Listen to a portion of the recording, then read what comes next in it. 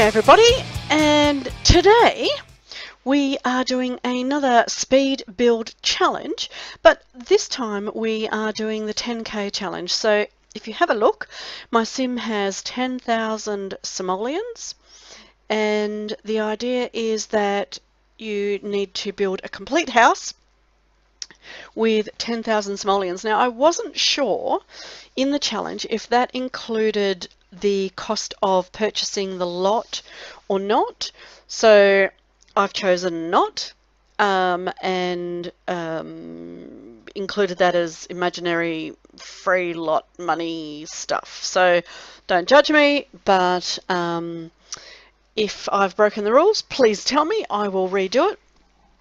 I'm just choosing here, I wanted something of a little bit of an interesting design, and not just a box with you know, a few things in it. So I wanted it to be interesting and something that you guys would find interesting and usable for your role play or your Sims play, or just to have in a little community area. It would be suitable to go on a much smaller block of land. I think this is on a 30 by 20, and it could probably, well, could easily go on a 20 by 15 because it is quite small. And of course, I love red doors. I love coloured doors on houses. I love photographs taken on streets where there's you know, lots of different coloured doors and facades. And I wanted to make it a little bit interesting and a little bit textural, because we can't you know, we can't spend too much money on the decorations, so I wanted to make it look nice. And we went for a stone feature wall and some darker wood across the front where the front door is, but the lighter wood that I did around the other sides, I didn't really like it, and I do end up changing it out, just because it just didn't grab me.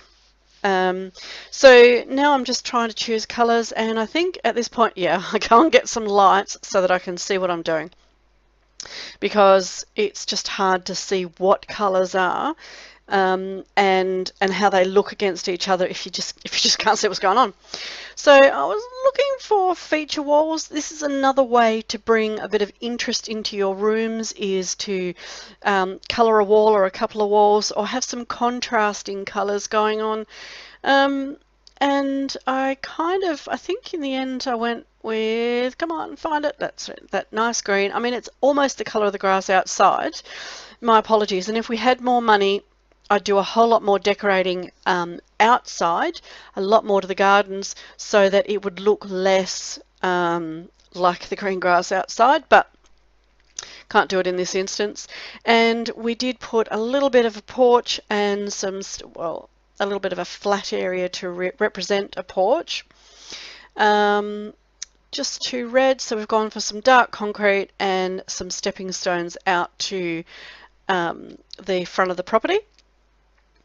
And just, again, they're a bit expensive, but something to make that front porch or front area look a little bit inviting. So I thought it was a worthwhile expense. So now looking for a bed, and I guess I needed to find something that had a colour that toned with that green wall, because we want to put the bedroom in that little alcove. So we went with that one. I've used this one in a couple of builds, but you know, without using any custom content, it does make it so that you don't have a huge choice. So what we really need from the game devs is more swatches and more variety in our furniture, which would be amazing. So we've gone just with, aside from the wooden bed with the green bedspread, I've gone for white furniture because it is nice and light and bright. I mean, if you have children, you'd hate white furniture, but every colour goes with white and every colour goes with black. So It's a nice foil for whatever else you want to put in there. And so now what I did was I threw a few furniture bits in there so that I could then, you know, work out where they're going to go. Now I'm working on the bathroom. It's a tiny little bathroom, and I've decided not to have a sink, and we will use the sink in the kitchen. We could finagle it around and get a sink in there though, if I wanted to, but I just wanted to be fairly straightforward. This is obviously with the move objects cheat on, so that we can pop things a little closer against the walls. We can put them a little bit into corners, that sort of thing. So I have tried to use base game items wherever possible, but I've got a feeling now, looking at that, that might be from the bowling pack or a stuff pack, those benches. Yeah. So my apologies, but you can replace these benches quite easily. Do you know what I mean? It's not critical. I just liked the colour on the top, kind of picked up the sort of the dark mushroom colour, picked up the colour in the carpet. It blended nicely with sort of the lines in the that's actually linoleum that I've gone for. And it kind of toned in nicely together. And what I wanted was, you know, for the kitchen to be with the rest of the room but separate. So open plan, but the area is delineated, and that's why we've gone for the linoleum on the floor, and then carpet and the rest of it. And I've angled the dining table to make it, you know, to give a little bit of interest. And yeah, I'm just putting some, again, cupboards over the top. We could have saved some money with this, but I like nice kitchens. Everybody likes nice kitchens, and the critical item in the kitchen is the fire alarm. So now putting a little TV on that table, because so that you can have a little bit of fun.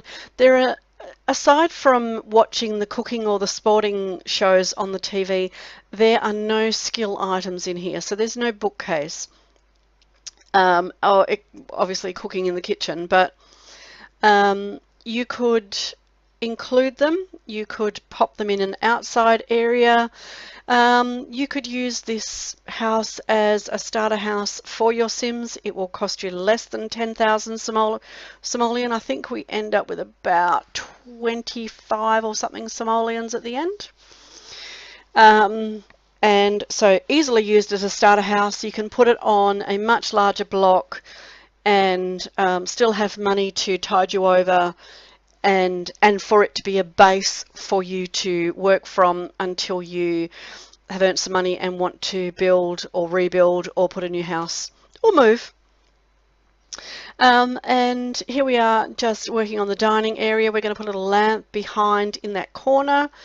I really like how that came out. Now, I did like how the plant was sitting up on the microwave, but it turns out that the microwave was obstructed. So my little sim could not cook using the microwave. So I moved the plant in the end I sat it down underneath the lamp in the corner of the dining room, and I moved the microwave to right beside where the kitchen chairs are, and they were then able to, or she was then able to use that corner bench for chopping. And as you can see, I really like how that plant sits on top of that microwave. Even though it's a large plant, it still fits in that corner. But as I said, I did move the microwave. I'm not sure if I show it on the screen here, but you certainly do see it in the screenshots. And I did use this house as a play for the Plant Sims Challenge, so do watch out for that video. It will be probably out in the next couple of days. I did succeed in the end, but it certainly was a challenge. And now I'm just looking for decor items that are within our budget, but still make it interesting and pleasant for our sim to live in, because, and as you can see here, I'm trying to look just for base game stuff because I want the majority of people to be able to use it, moving the posters around, using the move objects cheat, which does make it so much easier to position stuff like that on the wall. If you don't want it at the height it snaps to, you can of course move it around. And again, sizing objects up can make a little tiny plant look interesting. It can make small toys into actual items that would appear, for example, toy cars into large cars. Now, and you pop them in a garage, and you can't use them, but they certainly look like they are real cars, nearly. So now here I am fiddling with the roof, and it did take me a little bit of fiddling to get this, because I wasn't quite sure. Roofs, if you've ever built, are the bane of everybody's existence, and in the end I actually swapped them completely around, I think, and went for a nope. Didn't really, this wasn't grabbing me either, so in the end I think I went for yep, the gabled roof, and I went backwards and forwards about the eaves. In the end I did leave the eaves out there so that you could, not on that one though, it looks awful, just so that you could you know, you could put some nice pillars under there as a little bit of a decorative point, or you could you know, expand it outwards to one side or the other and have a little bit of a patio or something like that, and some red trim and nice dark tiles on the roof. And this is where I kind of started looking at the light wood and thinking, that's really ugly. So I did, in the end, I think it's coming up here, doing a little bit of terrain painting here first off, and we need a tree obviously, and we didn't want anything too big or too obstructive, but I thought that one was a little bit cute, and a couple of flowers around just to make it, you know, pretty without doing too much work for as you can see, we're starting to run out of money, so we can't do a whole lot of decorator stuff. And I didn't terrain paint around those flowers, I don't think, or around the tree, so that's my bad. And some lights at the front. Use them as a bit of a decorator item as well. And this is where, yeah, I just went, you know what, that wood is just not doing it for me. So I changed it to white, like concrete or plaster, and I'm much happier with the way that looks, much happier with the red. You probably will find that red, black and white is a bit of a theme through my builds, so if I start using too much of it, do remind me in the comments to change it up a little bit. And look, we remembered a bin and a mailbox, and I think we are just about done with what we can get in there. So here we are coming to the screenshots. This is the layout, the end layout of the house. So I don't think you really need a floor plan for it from overhead, so I haven't included it.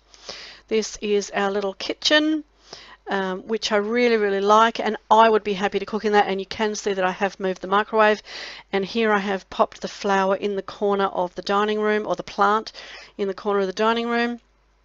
And this is through the little living area into our little bedroom alcove. I thought it was really cute. I love the way it came up, and our little bathroom.